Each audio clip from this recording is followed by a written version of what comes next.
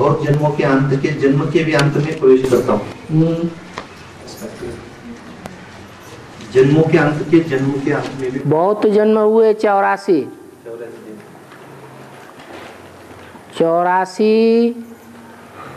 जन्मों का अंत हुआ, जिसे कहेंगे सन 36।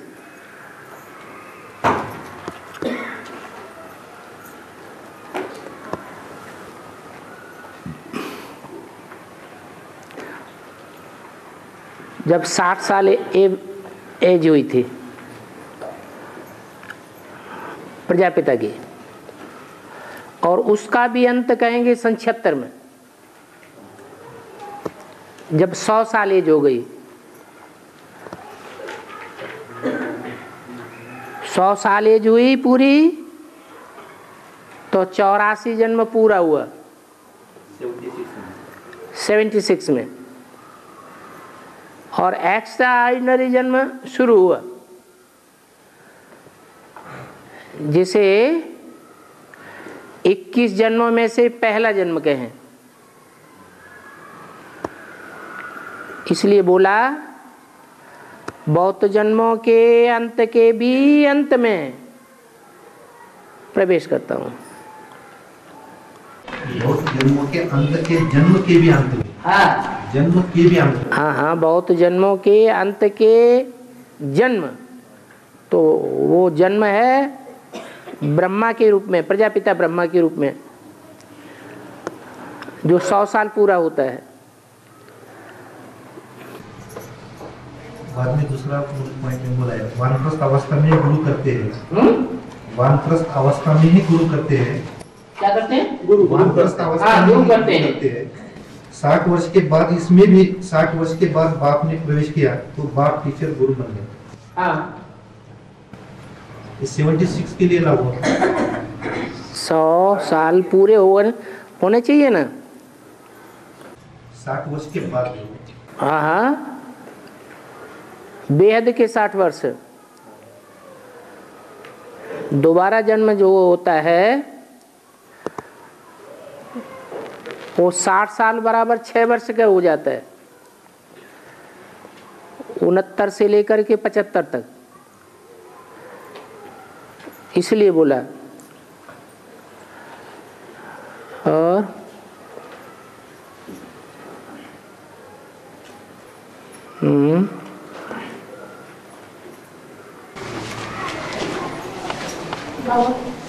शंकर को दाढ़ी क्यों दिखाई?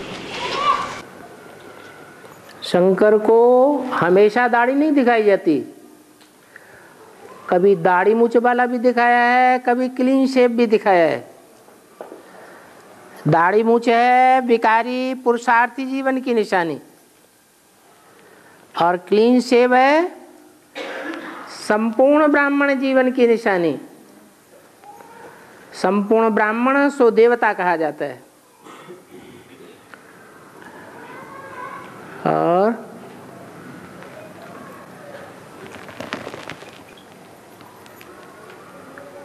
शिरडी के साईं बाबा एक ऐसे संत थे जिन्हें साईं राम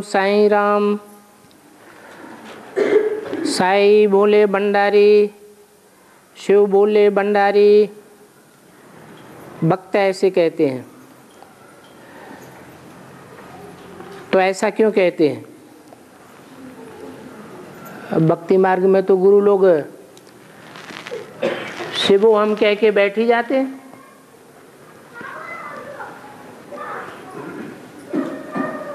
साईं का अर्थ होता है स्वामी।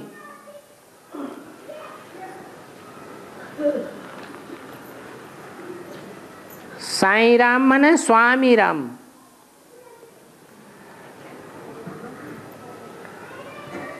सारे जगत का स्वामी है। भक्ति मार्ग में ऐसे अपने को मान बैठते हैं, तो भक्त लोग भी समझ लेते हैं कि हाँ यही शिव बाबा का असली रूप है।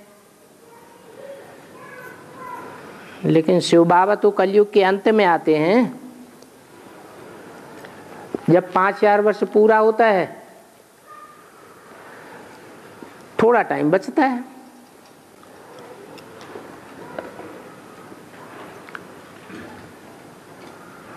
और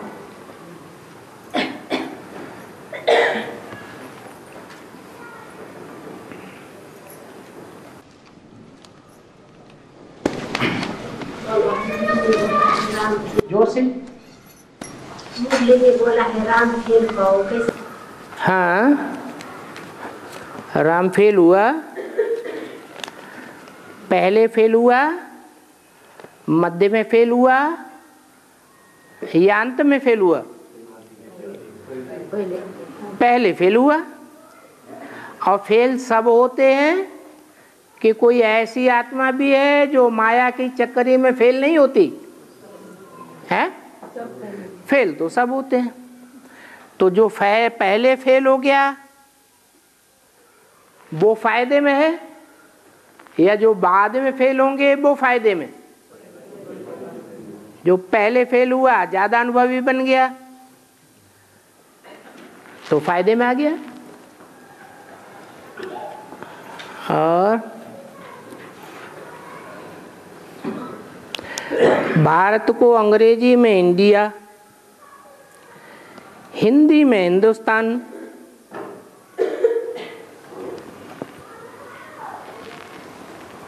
हिंदी में हिंदुस्तान या उर्दू में हिंदुस्तान? उर्दू में हिंदुस्तान कहते हैं, हिंदी में तो भारत नाम ही है और मराठी में भी भारत कहते हैं।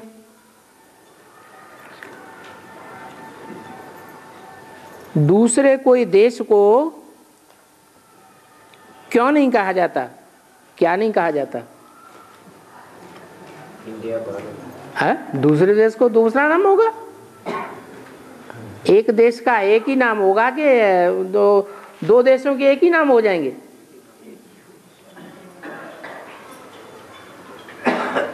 अंग्रेजी में इंडिया नाम ऐसे कहते हैं कि जब अंग्रेज वो लोग आते हैं ड्रामा के अंत में और आकर के संसार में बड़ा फैलाव कर देते हैं,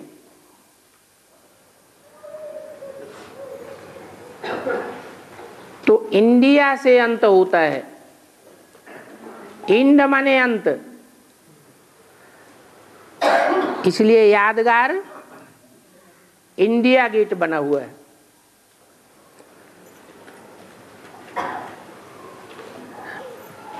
संगम युग की ही यादगार है।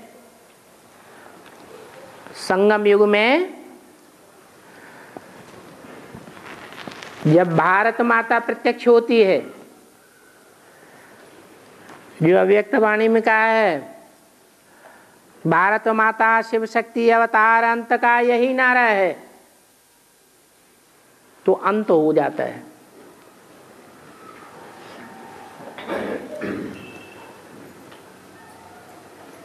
पुरुषार्थ का भी अंत होता है, स्थापना का अंत होता है और पालना शुरू होती है।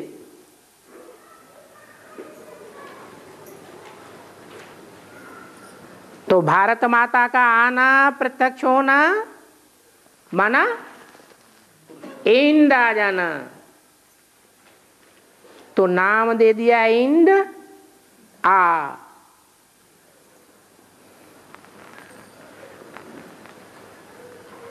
अंग्रेजों का दिया हुआ नाम है।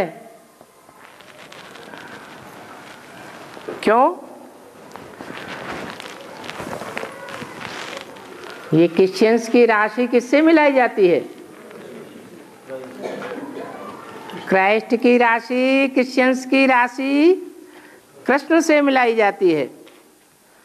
संगम युग में कृष्ण की आत्मा जब पूरी मोल्ड हो जाएगी,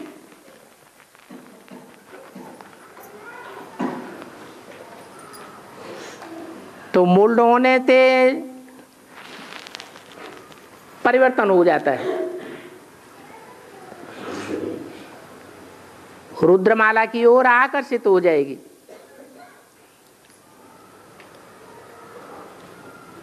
इंड आ जाता है।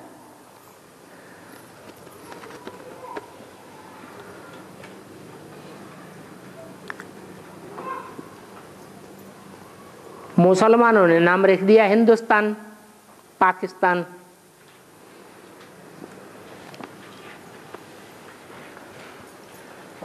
हिंदू नाम है, 2 शब्दों से बना हुआ है।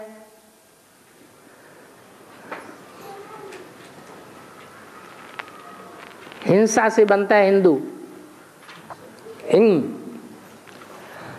और दू माना दूर करना।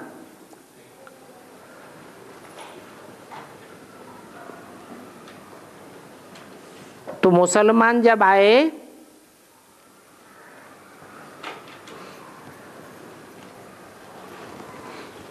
तो भारत के हिंदुओं ने समझा हमने उनको भगा दिया, मुसलमानों को दूर कर दिया, तो हमने हिंसा दूर कर दी।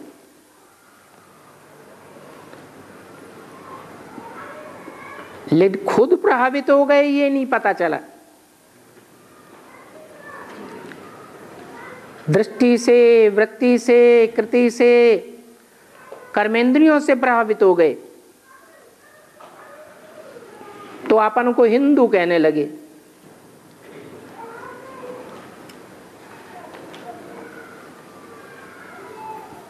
देवताएं नहीं कह सके,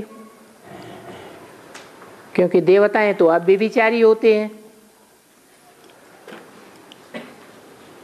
और द्वापर युग से जब से ये मुसलमान इस्लामी आए तो दुनिया में व्यभिचार फैल गया। उन व्यभिचारियों को दूर भगाया, दूर तो भगाया, परंतु खुद प्रभावित हो गए।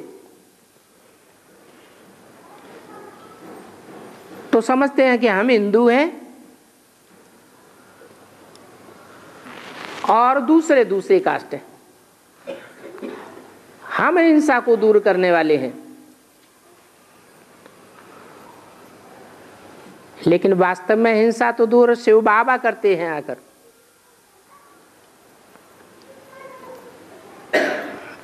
जो डबल हिंसा दूर करते हैं, व्यभिचार की हिंसा भी दूर कर देते हैं और स्थूल हिंसा भी दूर कर देते हैं।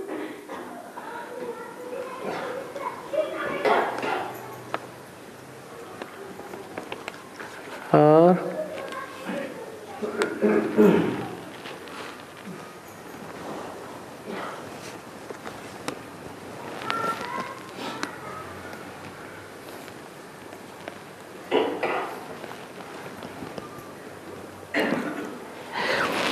बाबा ने मुरलियों में फर्रुखाबाद और कंपिल का नाम क्यों लिया?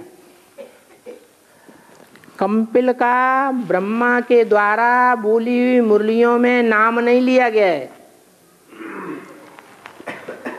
कपिल मुनि का नाम लिया है, कपिल देव का नाम लिया है। कपिल का अर्थ है मुरली में बताया है जोड़ी।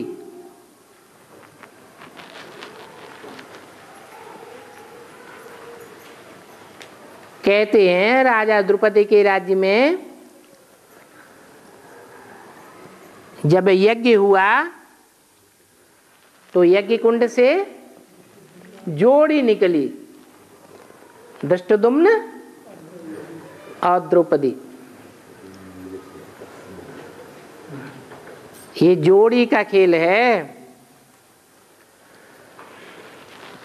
स्थूल यज्ञ कुंड से कोई नहीं निकलते, ये तो ज्ञान यज्ञ कुंड की बात है।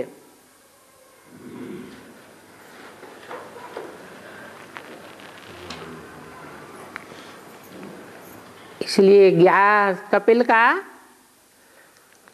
कपिल मुनि का सांख्य योग प्रसिद्ध है।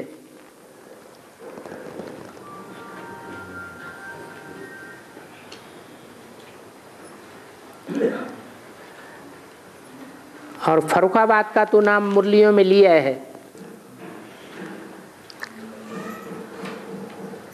एक बार दो बार नहीं, कई बार लिया है।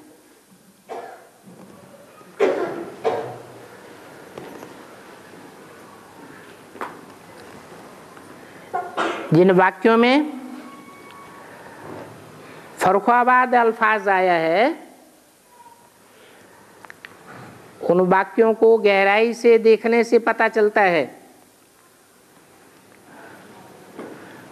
कि फर्रुखाबाद में मालिक की पैदाइश होती है, जो विश्व का मालिक बनता है। स्थूल जन्म की बात है, अलौकिक जन्म की बात नहीं है। इसलिए इशारे के तौर पर बता दिया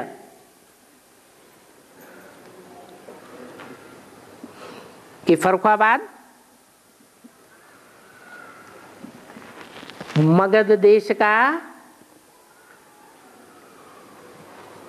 एक ऐसा स्थान है जहां गंगा हरिद्वार से आकर के पहली बार प्रदूषित होती है।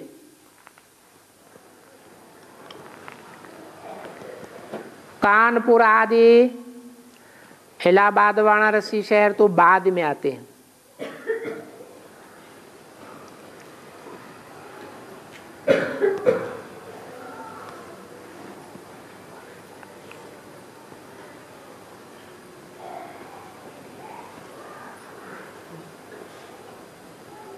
जो भी शब्द हैं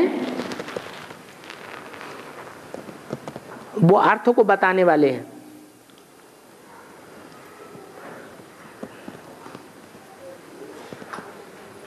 फर्रुखाबाद के लोग जब अंत में पक्का समझ जाते हैं कि भगवान का जन्म हमारी एरिया में होता है,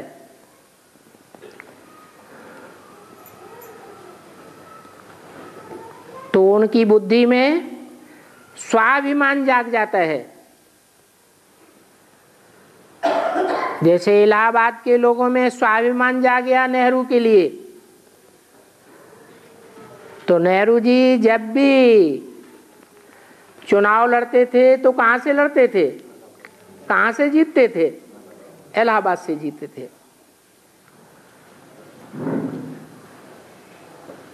ऐसे ही तीन शब्दों से मिलकर बनता है फर्रुखाबाद।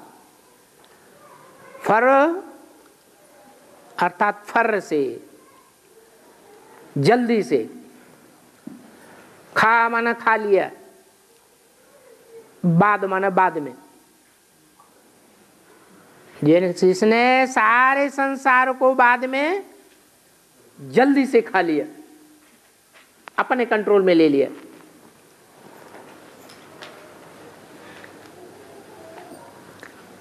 उस कस्बे का नाम पड़ गया फर्रुखाबाद।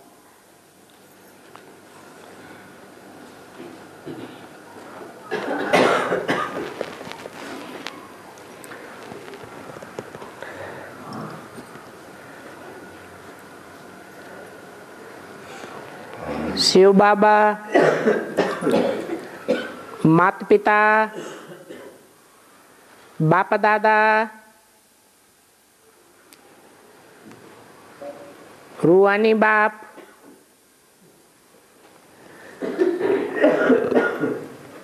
और रूहानी बच्चे कौन हैं?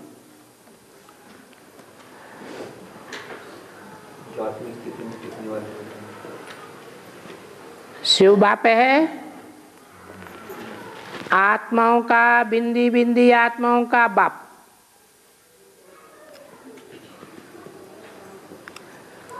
उनकी आत्मा का ही रूप बिंदी है और उसी आत्मा का नाम पड़ता है शिव। दुनिया में और कोई आत्मा नहीं है जिसका नाम शिव हो। सब आत्माओं के शरीरों पर नाम पड़ता है,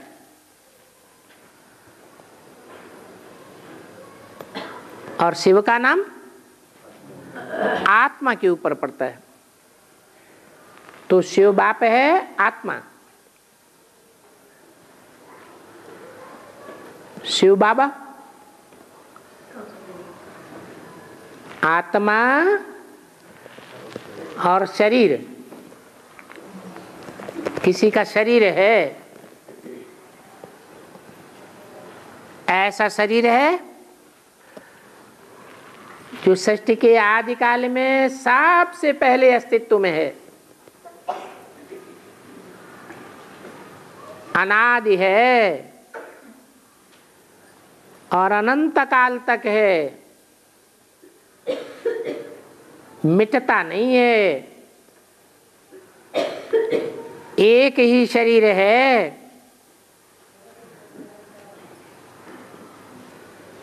जो आदि और अंत दोनों में मौजूद रहता है। आत्मा के साथ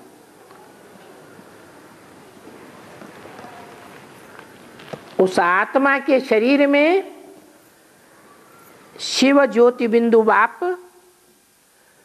प्रवेश करते हैं, तब कहा जाता है शिव बाबा।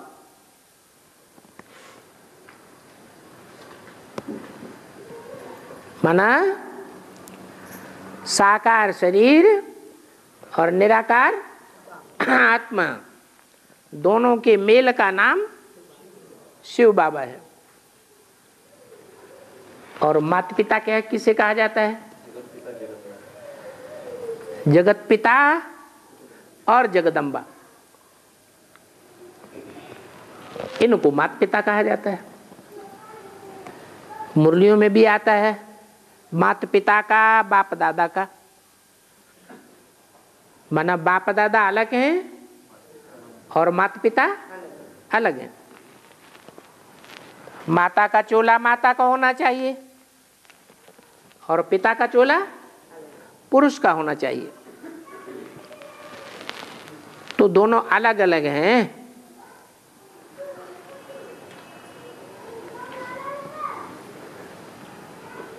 फिर बाप दादा, बाप की सोल अलग है, दादा की सोल अलग है। सोल अलग अलग होते हुए भी शरीर एक है।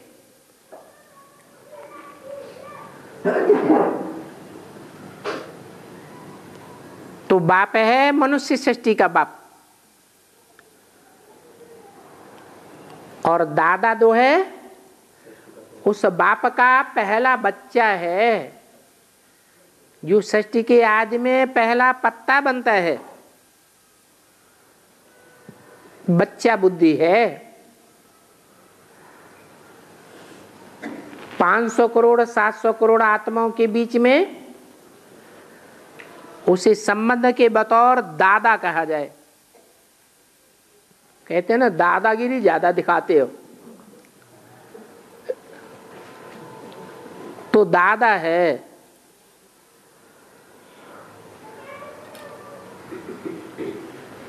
वो ब्रह्मा वाली सोल कहो, कृष्ण वाली सोल कहो, शरीर छोड़ने के बाद जब राम वाली आत्मा में प्रवेश करती है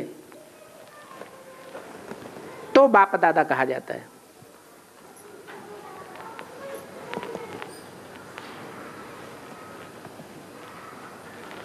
बाकी जो शरीर धारण करने वाले हैं, शारीरिक जन्म लेते हैं, आत्मा तो है ही हैं। वो 500-700 करोड़ मनुष्य आत्माएं हैं जो रुद्रमाला के आत्मा रूपी बच्चे हैं। उनमें से चुनी हुई बीज रूप आत्माएं 108 हैं जो राजा बनने वाली हैं, रूहानी स्टेज में टिकने वाली हैं, और जो सहज सहज टिकने वाली हैं नंबरवार।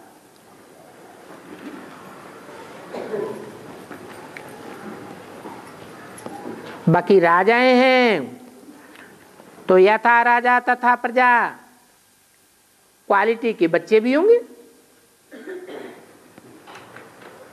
जो आत्मिक स्थिति में टिकने वाले होंगे वो है 4.5 लाख।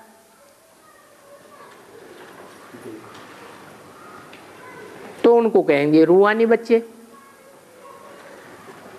उनके अलावा और जो आत्माएं हैं षष्ठी रूपी रंगमंच पर पार्ट बजाने वाली, वो इसी पुरुषार्थी जीवन में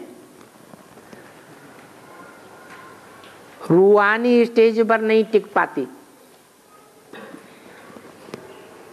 कुछ न कुछ देवान रह जाता है, इसलिए उनके जन्म कम हो जाते हैं। ऑलराउंड पार्ट बजाने वाली आत्माएं नहीं है।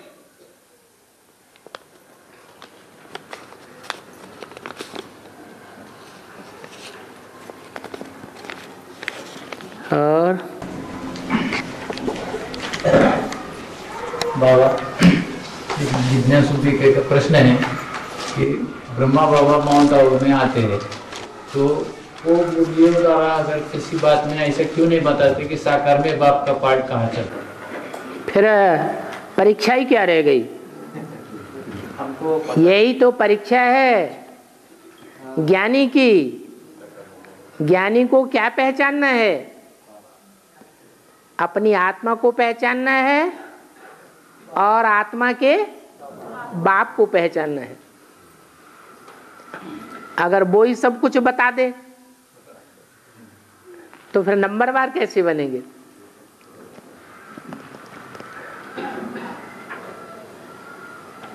बाप आकर के अपनी पहचान भी देते हैं और माया की भी पहचान देते हैं और सूत्र भी बता देते हैं, फार्मूला बता देते हैं, जो फार्मूला लगा करके हर बच्चा अपने जन्मों को भी जान सकता है। अब जैसा जैसा पुरुषार्थ करने वाले होंगे वैसा वैसा जान पाएंगे। फार्मूला बनाते हो बाबा? फार्मूला बना है? फार्मूला फार्मूला गणित में एक फार्मूला होता है, बीज गणित में है, वो फार्मूला लगाते हैं तो नई नई बातें निकल आती हैं। तो हर आत्मा के नए नए जन्मों की जानकारी हो जाती है। एक एक आत्मा के 84 जन्मों का नहीं बतावेंगे, लेकिन वो तौर तरीका बता देते हैं। जैसे हर आत्मा अपने 84 या कम जन्मों को जान सकती है। जो जानने में तीखे जिज्ञासु रहते हैं वो ज्ञानी तू आत्माएं हैं, जिनके लिए कहा है ज्ञानी तू आत्मा मुझे विशेष प्रिय है। जो तीखे पुरुषार्थी नहीं है वो नहीं जान पाते। और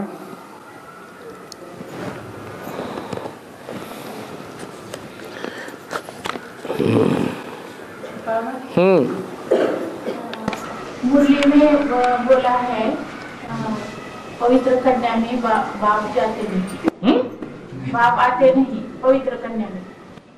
पवित्रता लेने आते, पवित्र कन्या में बाप आते नहीं। हाँ, और बीके वाले कहते हैं बाप दादा आते हैं।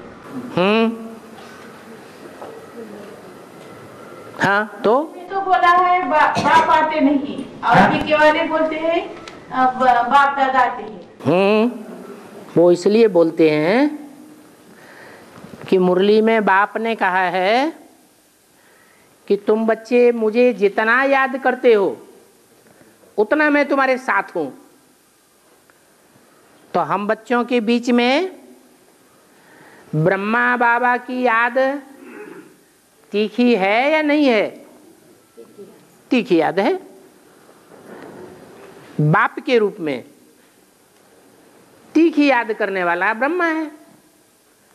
तो ब्रह्मा जब आते हैं गुलजार दादी में तो तीखी याद करके आते हैं, इसलिए शिव उनके साथ है तो बाप दादा कहा जाता है। बाकी ऐसे नहीं है कि उनमें प्रवेश है, क्योंकि वो तो सूक्ष्म वतनवासी है। सूक्ष्म वतनवासी पवित्र होते हैं या अपवित्र होते हैं? पवित्र होते हैं, फरिश्ता होते हैं। उनमें शिव प्रवेश करेगा या अपवित्र में प्रवेश करेगा? तो शिव तो सूक्ष्म वतनवासी में प्रवेश ही नहीं करता।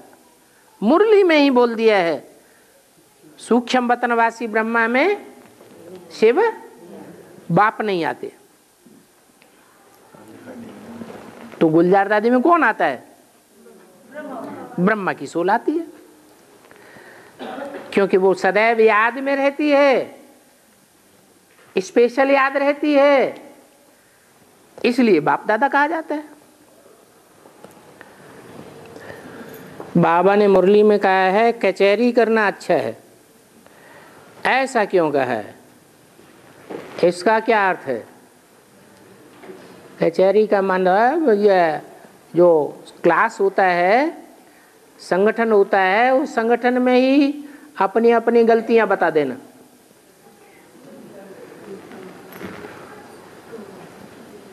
अब सब में इतनी ताकत तो थोड़ी ही होती है कि हम अपनी कमजोरियों को बड़ी सभा में बता दें, दूसरों की नज़र नीची हो जाएगी, दूसरे लोग हमें नीचे नज़र से देखने लगेंगे। जो पावरफुल आत्माएं होंगी वो ही बता देंगी।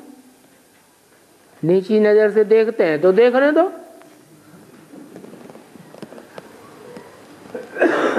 मेरा तो एक शिव बाबा, दूसरा ना कोई। और बाबा ब्रह्मा बाबा माउंट आबू में आते हैं, बहुत इशारे से बताते हैं कि बाबा इधर है साकार में। हैं? माउंट आबू में ब्रह्मा बाबा आते हैं, वो इशारे से बहुत बताते हैं, लेकिन वो समझ कर भी ना समझ के जैसा करते हैं। परसों की शिवरात्रि की मुरली हम सुनने को गए थे के सेंटर पर, तो बहुत इशारे दिए बाबा ने, बाबा ने, तो समझ कर भी वो अनजान बनने की कोशिश करते हैं। वो समझ आपको इसलिए आती है कि आपने एडवांस कोर्स लिया है, उन्होंने तो एडवांस कोर्स नहीं लिया है। जैसे दुनिया वाले लोग हैं, जब तक बेसिक का कोर्स नहीं लेते हैं तब तक उनकी समझ में बेसिक का ज्ञान उतना अच्छी रीति नहीं बैठता है।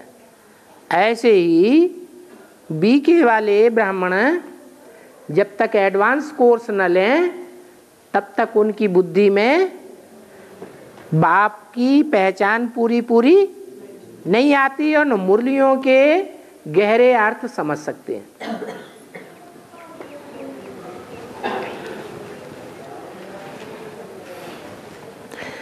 रुद्रमाला के मण के और विजयमाला के मण के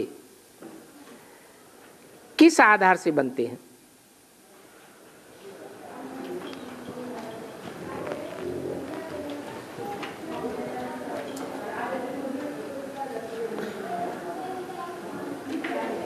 और क्या लिखा है? रुद्रमाला के मण के रुद्र के कनेक्शन से बनते हैं।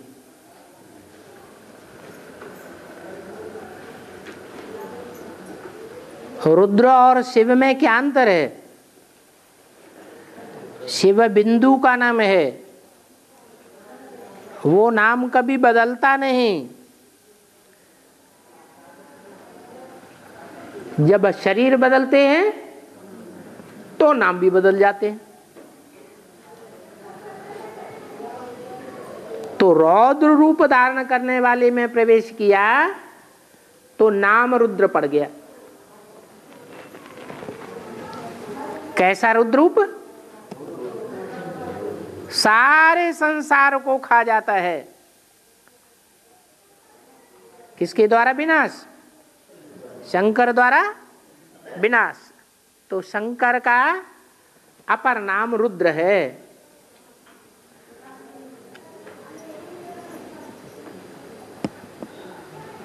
रुद्र के द्वारा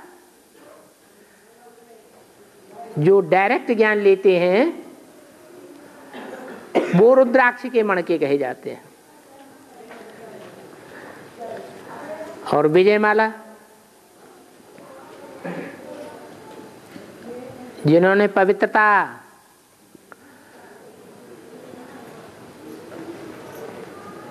आसानी से हासिल की है, अपवित्रता पर विजय पाई है, जन्म जन्मांतर विजय पाई है, और संगम युग में भी अपवित्रता पर विजय पाई हुई है। पूर्व जन्म के ऐसे उनके संस्कार हैं कि पवित्रता अपवित्रता पर विजय पाने में उन्हें कोई कठिनाई नहीं महसूस होती है, क्योंकि वो आत्माएं जन्म जन्मांतर की भारत की रानियां हैं, जिन्होंने पवित्रता के लिए जौहर किए हैं। देवान को देह को आग में जला दिया जरूरत पड़ी तो, लेकिन देह को अपवित्र नहीं होने दिया। तो वो मन के जो अपवित्रता पर सहज सहज विजय पाने वाले हैं, उन्हें लंबे चौड़े ज्ञान की दरकार नहीं है। वो विजय वाला के बण के बनते हैं।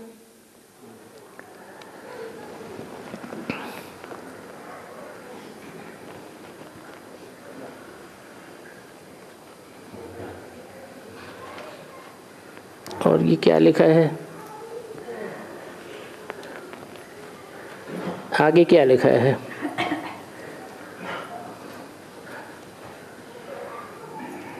चोल पुरुष चोरों का मुखिया कौन? रुद्रमाला में दो प्रकार के मणके कौन? एक देशी एक विदेशी। एक विदेशियों के बीज रूप और एक देशी धर्म है, उन धर्मों के बीज रूप हैं। देशी धर्म है जाड़ में जाई ओर के, सूर्यवंश है, चंद्रवंश है, बौद्धि हैं, सन्यासी हैं, सिख हैं, ये दाईं ओर के धर्म हैं। पवित्रता को विशेष महत्व देने वाले हैं। ये रुद्रमाला के भारतीय मणकों के बीच हैं। और इस्लामी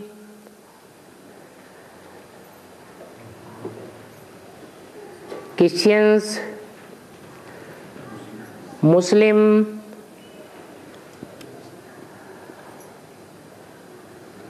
और बौद्धि नहीं, बौद्धि तो भारतीय हैं, और जो रशियंस हैं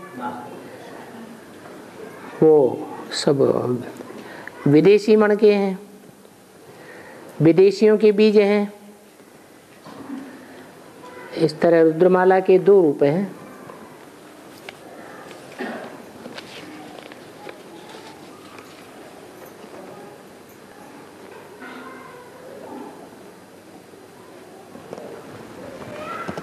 जो निमित्त बहनें बाबा का दिया हुआ डायरेक्शन नहीं मानती, उस डायरेक्शन को एनएस में वेरीफाई करती है।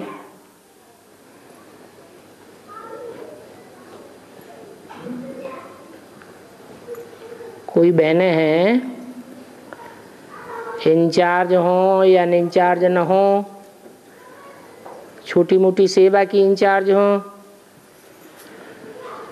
वो बाबा का दिया हुआ डायरेक्शन नहीं मानती और उसको डायरेक्शन को एनएस में वेरीफाई करती है कि बाबा ने जो डायरेक्शन दिया है वो राइट है या रंग है। तो उसको क्या कहेंगे, क्या शूटिंग होती है? उसकी वही शूटिंग होती है जो बाबा ने मुरली में बोला है, जो जिस धर्म का होगा वो उसी की बात मानेगा। ब्रह्मा भी उतर आए तो ब्रह्मा की भी बात नहीं मानेगा।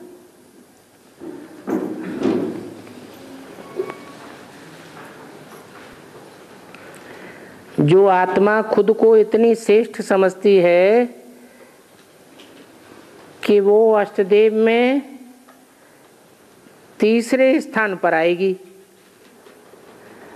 ऐसा समझती है, दूसरों को निष्कृष्ट समझती है। अगर उस आत्मा से कोई बात भी करते हैं तो वो कहती है कि बात करने वाला बहुत भाग्यशाली है। तो क्या ऐसा अशुद्ध अहंकार वाली आत्मा शिव बाबा की रचना हो सकती है?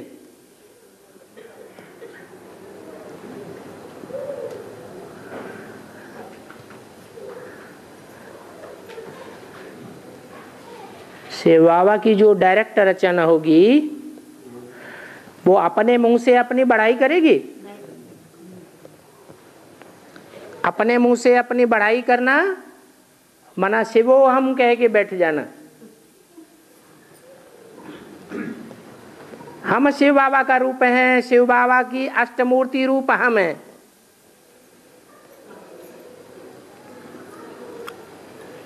ऐसे को अपन को समझने वाले,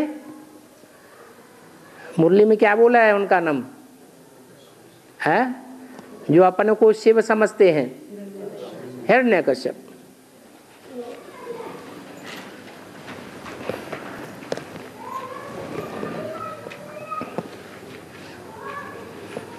अर्जुन के दिव्यास्त्र काम में नहीं आए,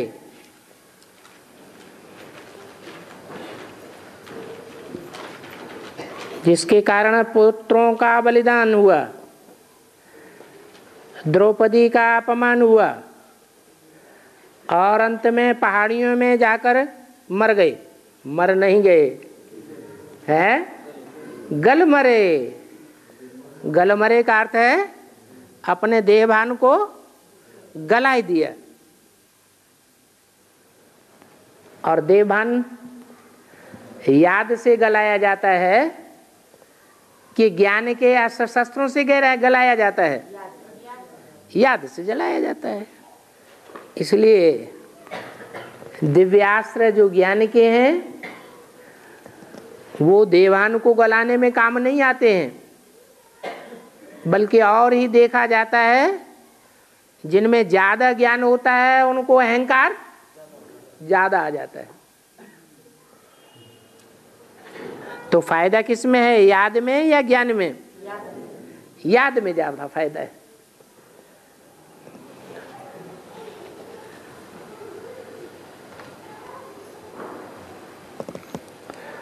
पांडवों ने एक एक करके पूरा जीवन दांव में लगा दिया, तो अंत में प्राप्ति क्या हुई?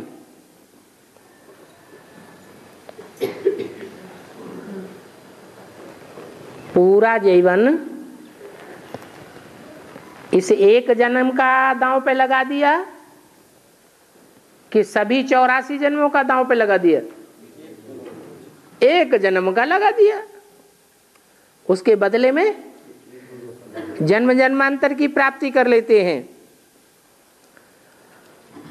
एक जन्म का देना और अनेक जन्म का लेना हो जाता है तो बहुत बड़ी प्राप्ति हो गई। लेकिन जो देह अभिमानी होते हैं वो इस देह के जन्म को ज्यादा महत्व देते हैं कि भविष्य के जन्मों को ज्यादा महत्व देते हैं? तो उस एक ही जन्म को ज्यादा महत्व देते हैं। तो उनकी सोच ये होती है कि प्राप्ति क्या हुई? अरे प्राप्ति इस देह से लेनी है या आत्मा की प्राप्ति करनी है? आत्मा की प्राप्ति का कनेक्शन 84 जन्मों से है और देह का प्राप्ति का कनेक्शन एक जन्म से है।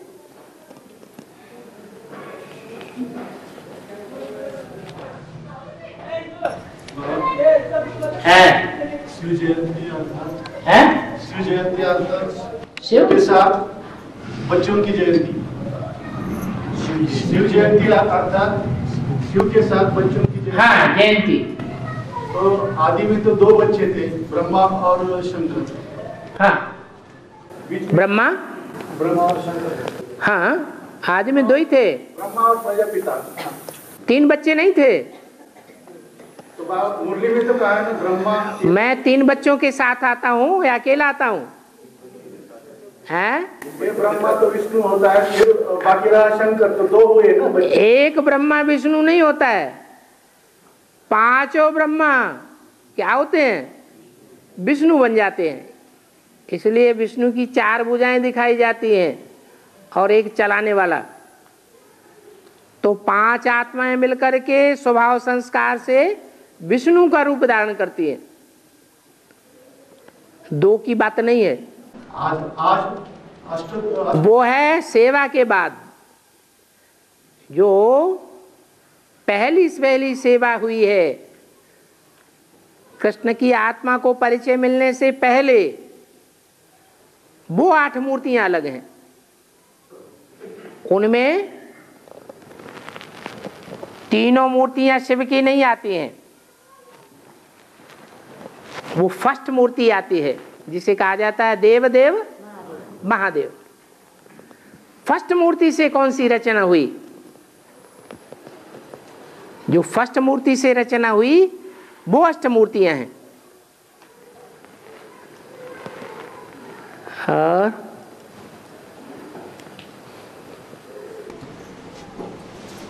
बाकी बच्चे भक्त कहे जाएंगे क्या?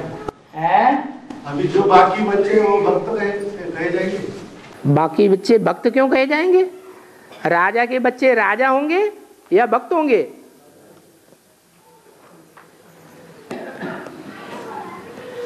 यथा राजा तथा प्रजा।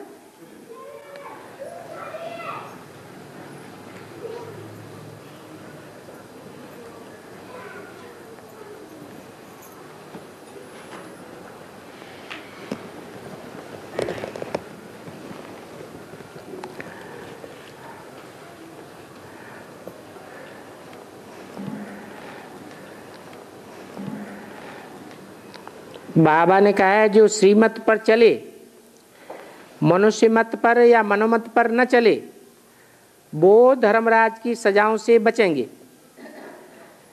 लेकिन बहुत सारी बातें तो एनएस द्वारा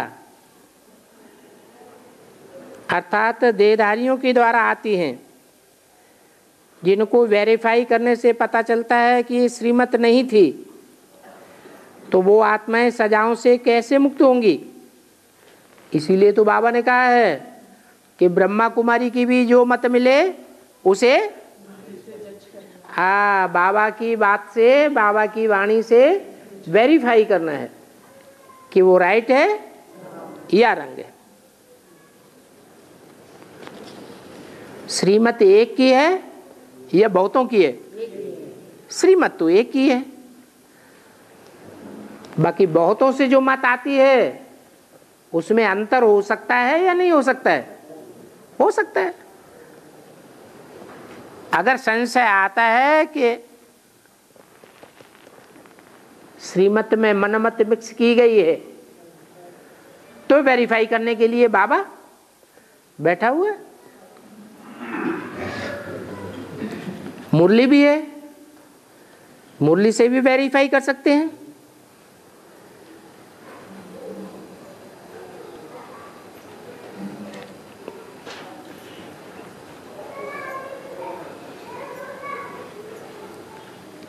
विराट रूप में अदिति के 12 पुत्र, 8 वसु, 11 रुद्र, 2 अश्विनी कुमार और 49 मरुदगण दिखाए हैं।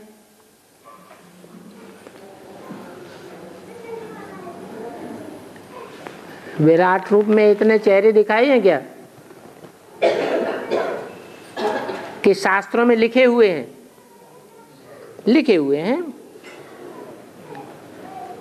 11 रुद्र, 12 आदित्य, 8 वसु, विश्वदेव, अश्विनी कुमार,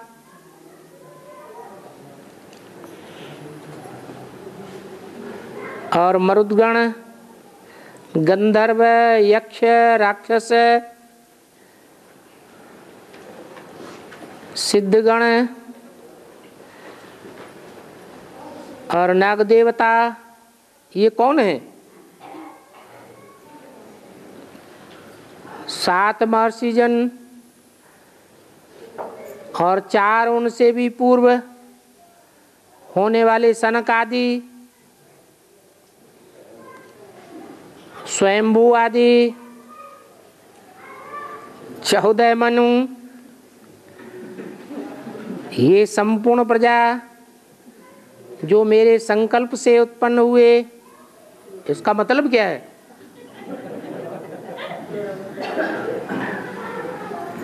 शास्त्रों की सारी बातें उठानी है या शास्त्रों की जितनी बातें मुरली में बोली गई हैं वो ही उठानी है? शास्त्रों में सार है या सार के साथ भूसा भी भरा हुआ है? भूसा भी भरा हुआ है। इसलिए ऐसे नहीं कि टीवी में जो कुछ देखते हैं वो सब सच्चा साबित होने वाला है। हाँ, जितना बाबा इशारा देते हैं उस पर मनन चिंतन मंथन करना चाहिए। बाबा के पास जो समाचार जाते हैं केवल एक तरफ से सुन करके कई बार निर्णय लिए जाते हैं, चाहे वो असत्य ही क्यों न हो। और जो चुप रहते हैं, जिनको अपनी बात कहने का रास्ता तुरंत नहीं मिलता, जिसके लिए बाबा कहते हैं जो पहला रिपोर्ट देता है उसकी बात मानी जाती है। ऐसा बाबा कहते हैं क्या?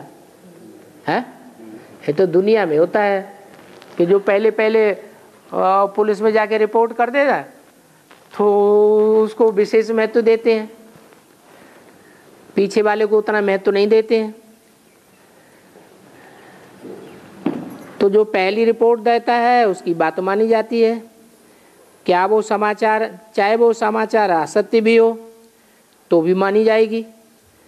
निर्णय लिया तो जाता है, फिर सत्य असत्य का निर्णय कब होगा, परिणाम का उत्तरदायी कौन होगा? धर्मराज को भूल गए।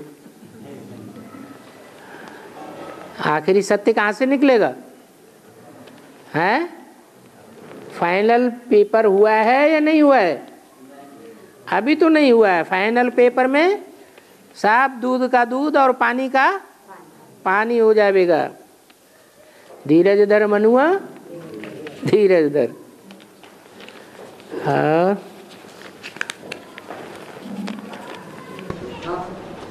ब्रह्मा की मत मशहूर है और श्रीमत सुहागा की श्रीमत मशहूर होना चाहिए, और उनकी औलाद की भी मत मशहूर है, उनकी औलाद की भी मत मशहूर होना चाहिए। ऐसे बोला है ये ब्रह्मा बच्चे इनके मशहूर होना औलाद चाहिए, इनका मत मशहूर होना चाहिए। ब्रह्मा की मत और बच्चों की मत भी, उनकी औलाद की भी मत मशहूर होना चाहिए। ब्रह्मा में भी पहला ब्रह्मा कौन है? प्रजापिता ब्रह्मा। तो प्रजापिता ब्रह्मा के बच्चे पहले पहले कितने? 8। तो अष्टदेव हैं, जो अष्टमूर्ति कही जाती है शिव की। तो शिव की अष्टमूर्ति जो वाक्य उच्चारण करेगी वो संपन्न होंगे या असंपन्न वाक्य होंगे? है संपन्न होंगे, लेकिन तब संपन्न होंगे जब रिजल्ट निकल जावे।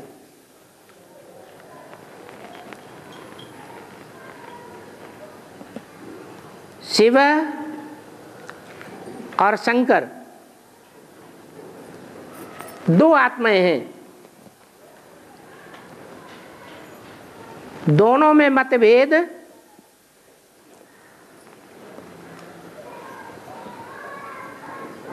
कब खत्म होगा?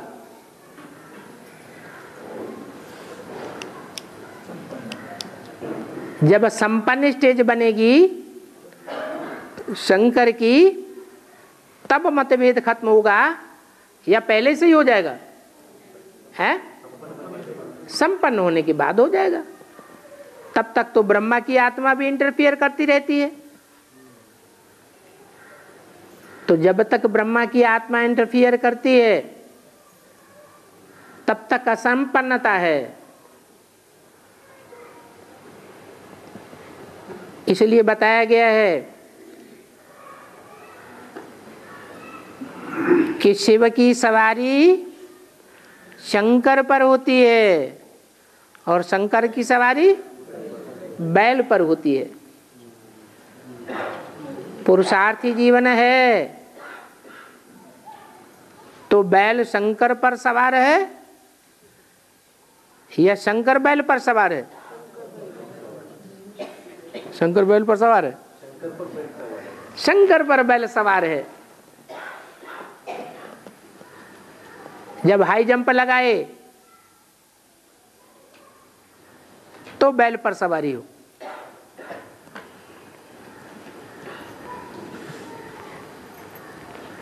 शिव और शंकर एक हो जाएं तब कहा जाएगा शंकर की मत। लेकिन वो शंकर की शिव मत ही हो गई, क्योंकि शिव और शंकर दोनों मिलकर एक हो गए। इसलिए शंकर मत नहीं गाई जाती है। कौन सी मत गाई जाती है? शिव की मत गाई जाती है। और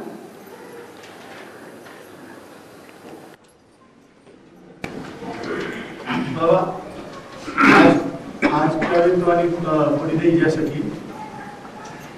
आज आविर्वाणी पढ़ना बाबा को तकलीफ हुआ दिखाई दे रहा था। वास्तव में ब्रह्मा ने इंटरफेयर किया या क्या कहेंगे?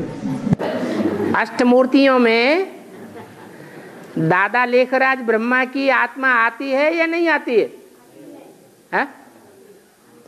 अष्टमूर्तियों में है? नहीं आती। तो गुस्सा नहीं आएगा? आएगा कि नहीं आएगा? है? है?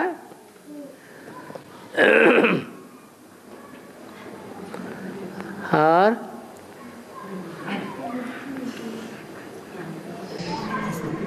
अष्टमूर्ति संपन्न होने के बाद ही ब्रह्मा की स्वर संपन्न होती है ना? हाँ जी,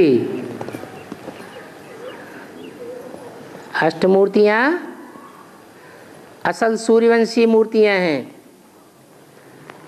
हीरे हैं, हीरे।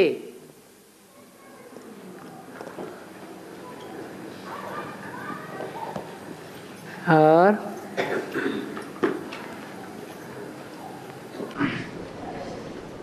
बाबा भगवान आकर भगवान भगवती बनाते हैं, तो लक्ष्मी नारायण को भगवान भगवती कह सकते हैं। हाँ, संगम युगी लक्ष्मी नारायण को। सतयुग के जो 8 लक्ष्मी नारायण हैं उनको भगवान भगवती नहीं कहेंगे। वो देवी देवताएं हैं 16 कला संपूर्ण, लेकिन चढ़ती कला के नहीं हैं। कैसे कला के हैं? उतरती कला के देवी देवता हैं। तो उनको भगवान भगवती नहीं कहेंगे।